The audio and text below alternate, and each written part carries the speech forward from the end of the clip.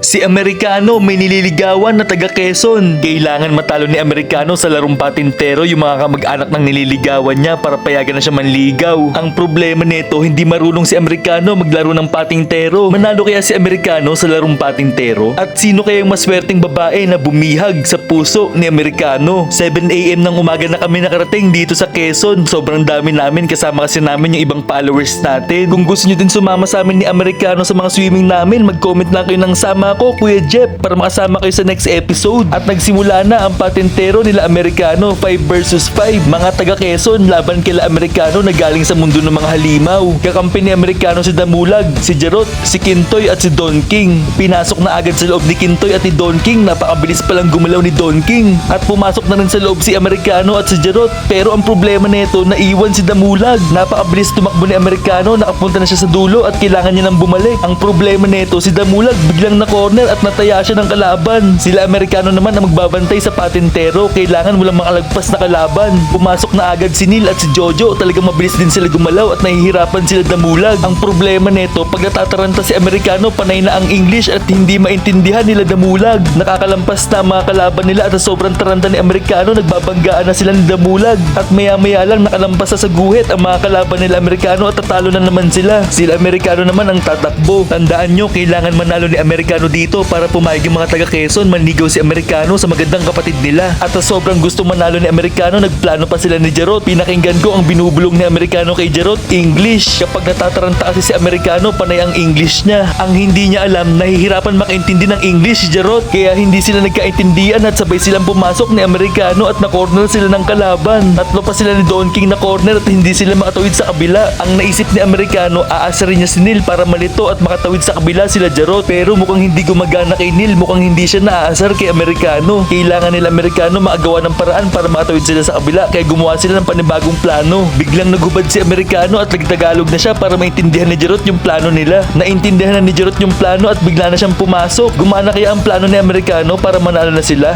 Pumasok na rin sa kabila si Damulag at si Amerikano naiwan sa likod. Ang plano pala ni Amerikano, sasayawan niya yung mga kalaban para malito at maasar sa kanya. Kailangan ni Amerikano magpahabol sa kalaban para makadaan sa kabila si Damulag at si Kintoy at hindi sila mapansin ng kalaban. Ang problema nito, mukhang hindi gumagana sa kalaban nila ang pang-aasar ni Amerikano, kaya lalo niyang ginagalingan. At eto na nga, ang akala nila Neil matatayan nila si Amerikano, kaya nagkagalo na sila. Nakapasok na sa kabila si Kintoy at si Don King. Ang problema nito, nakabantay si Neil kay Don King kaya hindi siya makadaan, kaya kailangan asarin ni Amerikano si Neil para makadaan sa kabila si Don King. Talagang ginagawa lahat ni Amerikano para manalo, para payagan siya manligaw ng mga taga Quezon. At eto na nga, nalito si Neil at nakapasok na sa loob si Don King. At nag-1-on-1 na si Jojo at si Amerikano. Bigla siya nag-step back at bigla siyang pumasok. Pero sobrang bilis si Jojo at tataya niya si Amerikano. 0-3 ang score nila. Panalo ang kupunan ng mga taga Quezon at talo ang galing sa mundo ng mga halimaw. Sobrang lungkot ni Amerikano dahil natalo sila. Hindi na siya papayagan manligaw ng mga taga Quezon sa babaeng gusto niya. Tinatawag ko siya para kumain pero ayaw pa rin niyang bumangon. Talagang nawalan siya ng gana. Iniwan ko muna si Amerikano para makapag-isip-isip siya. Tutulungan ko muna sila Jerot maghain ng pagkain. Dito sila kakain sa tabi ng dagat. Napakaganda talaga ng view dito. Nagpasama ako sa anak ni Amerikano para tawagin yung daddy niya para kumain na. Nakakatuwa talaga pag masdan tong magtatay na to. Talagang napakalambing nila sa isa't isa. Naisipan ni Joshua mag-selfie sila ng daddy niya para ngumiti na at magkaroon ng gana kumain. At bigla nang tumayo si Amerikano at muntikan ng tumambling. At eto na nga, kakain na kami nila Amerikano sa tabi ng dagat. Magbubudel fight kami. Katabi ko si Jerot at si Amerikano kumain. Kung mapapansin nyo, magaling ng kumain ng nakakamay si Amerikano. Palagi kasi siyang nagkakamay kahit sa mga restaurant, kahit Jollibee o McDo, nagkakamay siya. At eto na yung nililigawan ni Amerikano. Tuturuan daw niya magsaing si Amerikano kaya sinundan ko silang dalawa. Matagal na naming sinasabihan si Amerikano na wag namang ligaw kay Chuchin kasi hindi siya tunay na babae. Pero hindi naniniwala si Amerikano sa amin. Akala niya tunay na babae si Chuchin. Mahilig kasi si Amerikano sa mga morena at sa mga masisipag na babae kagaya ni Chuchin. Kilig na kilig pa si Amerikano dito. Akala talaga niya tunay na babae si Chuchin. Ayaw niyang maniwala sa amin. Ang gusto kasi talaga ni Amerikano yung mga gaya ni Chuchin na parang isang dalagang Pilipina. Masipag, hindi maarte at malaga sa kanya. Kaya sa mga nag-aagusto kay Amerikano, pasensya na kayo. Hindi kayo tatagos kay Chuchin. Aray mo, kilig na kilig pa si Amerikano. Nakwento ko na ang lahat, hindi pa rin tapos kumain si Jerot at si Jojo. Grabe talaga kayo. Kung gusto nyo rin sumama sa mga swimming namin nila Amerikano, mag-comment lang kayo ng sama ko, Kuya Jeff, para makasama kayo sa next content namin. Abangan nyo sa susunod, si Amerikano na palaban ng budut sa Batangas.